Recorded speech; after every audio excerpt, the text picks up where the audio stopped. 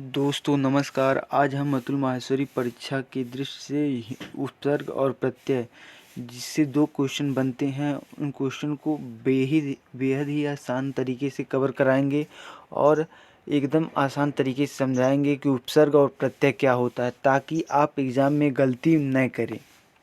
तो चलिए वीडियो को शुरू करते हैं बिना किसी देरी के। पहला प्रश्न है, निर्वाह में कहा है उपसर्ग क्या होगा। निर्वाह में उपसर्ग होगा निर्वाह।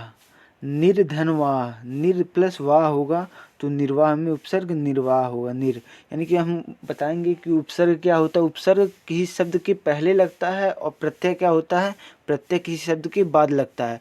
लेकिन वो जब दोनों शब्द का अलग अलग होते हैं तो उसका अर्थ निकलना चाहिए, तभी वह उपसर्ग और प्रत्यय का शब्द होगा, वरना नहीं होगा। जैसे हम समझेंगे अगले प्रश्न में।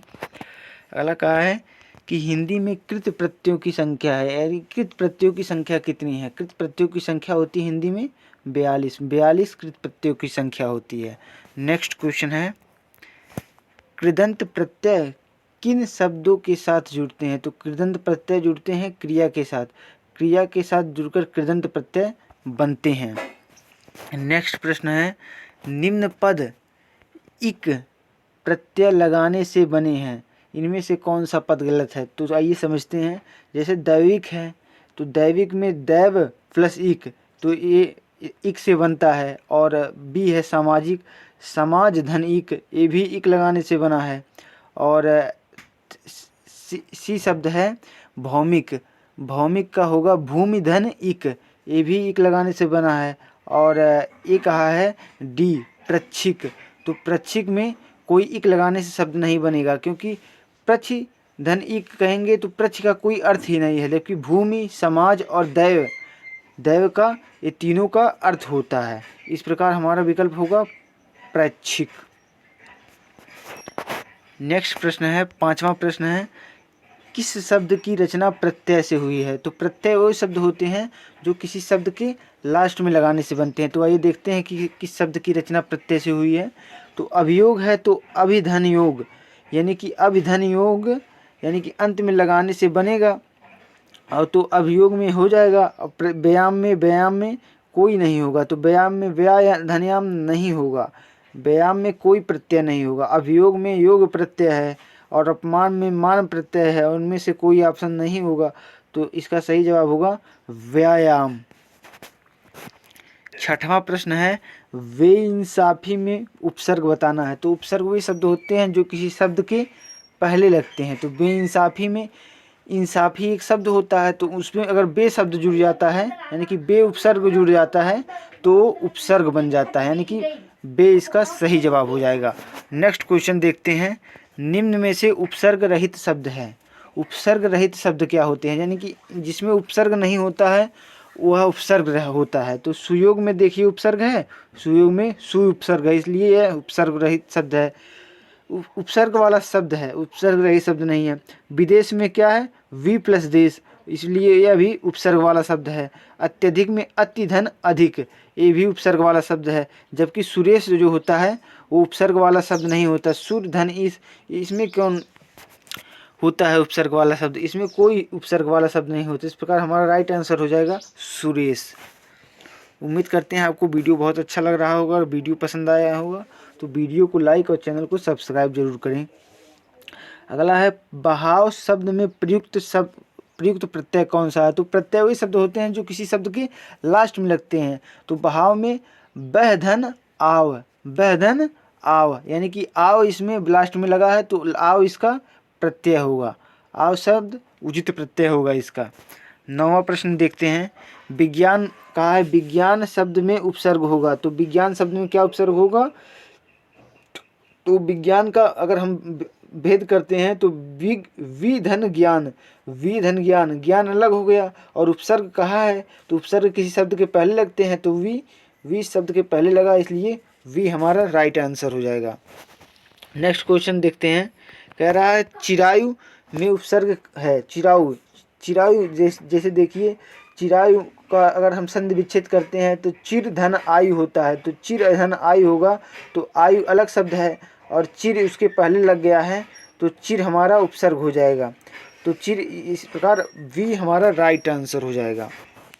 नेक्स्ट क्वेश्चन देखते हैं। धुंधला शब्द में प्रयुक्त प्रत्यय है। धुंधला जो शब्द होता है उसमें प्रयुक्त प्रत्यय ढूंढना है। तो धुंधला शब्द में प्रत्यय हम ढूंढेंगे तो धुंध धन ला होगा, धुंध धन ला, और प्रत्यय लास्ट में लगते हैं तो लास्ट वाला ला इसका उचित प्रत्यय हो जाएगा। नेक्स्ट क्वेश्चन देखते हैं।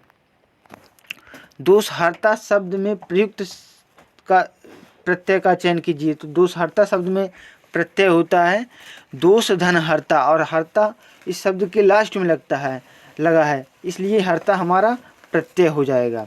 हर्ता हमारा क्या हो जाएगा? प्रत्यय। हर्ता हमारा उचित प्रत्यय हो जाएगा। ऑप्शन ए राइट आंसर हो जाएगा।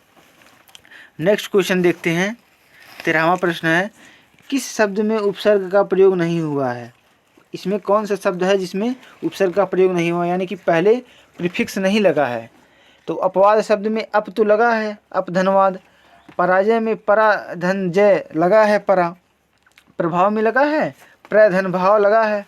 ओढ़ना में कहाँ लगा है? ओ धना होगा, नहीं, यह उचित शब्द नहीं होगा। इस प्रकार ओढ़ना हमारा राइट आंसर हो जाएगा। इसमें उपसर्ग का प्रयोग नहीं हुआ है।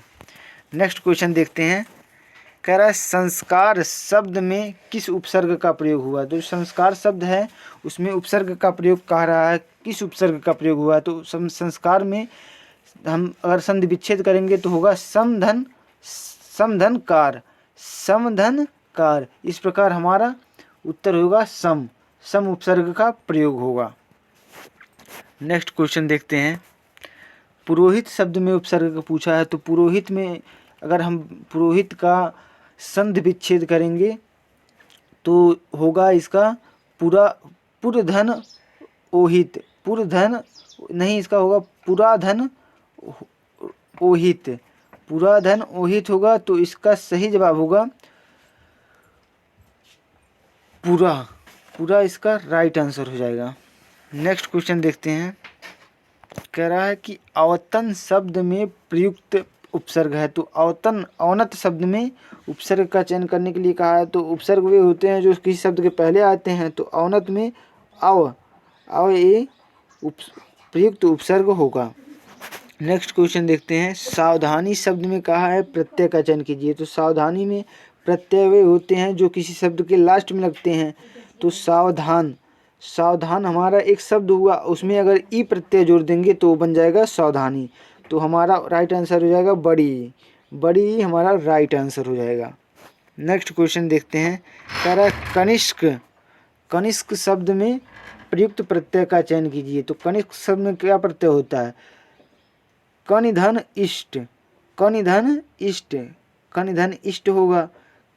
इष्ट होगा तो इष्ट इसका सही जवाब हो जाएगा।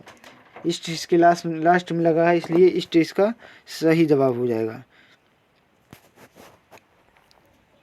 नेक्स्ट क्वेश्चन देखते हैं। जो धातु के या शब्द के अंत में जोड़ा जाता है, जो शब्द धातु के अंत में जोड़ा जाता है उसे क्या कहते हैं? तो हमने पहले बताया जो शब्द धातु के अंत में जोड़ा जाता है उसे प्रत्यय कहते हैं, और जो शब्द धातु के पहले जोड़ा जाता है उसे उपसर्ग कहते हैं।